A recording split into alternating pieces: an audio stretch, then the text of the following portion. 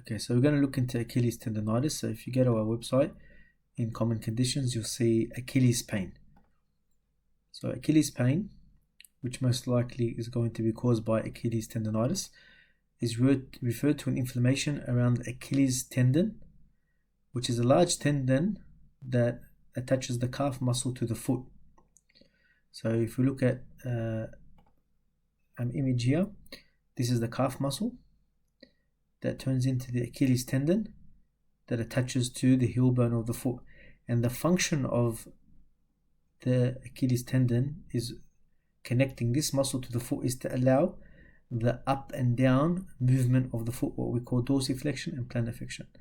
So certain things, for example, overuse, sudden increase in activity, improper footwear, tight calf muscles, age, flat feet or pronation, all these can bring the symptoms of Achilles tendonitis and cause inflammation of the actual tendon.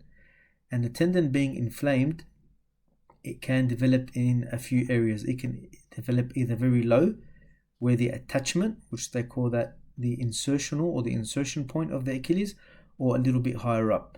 But generalized pain across the Achilles tendon, be the higher up or towards the bottom, is generally the main symptoms that patients complain about. Long-standing problems that this can occur is major swelling of what we call the calcaneal bursa or bursitis. It can lead to spurring of the bone, so it can lead to further complications. So generally, most people that start to have a little bit of pain, most of the times it comes about during either excessive walking or activity. And there's two forms of it. There's acute and there's chronic, and they're both treated in two different ways. That's why it's very important to determine which type of Achilles tendonitis that you have and the best way moving forward to treat.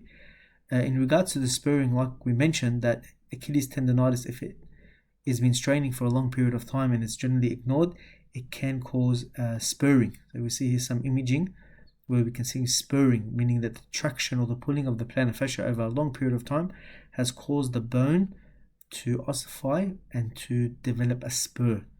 Right? And this is normally visible, as the previous photo that we showed you. But most of the times when we see patients with Achilles tendonitis, the good thing is it is quite sort of moderate and treatable.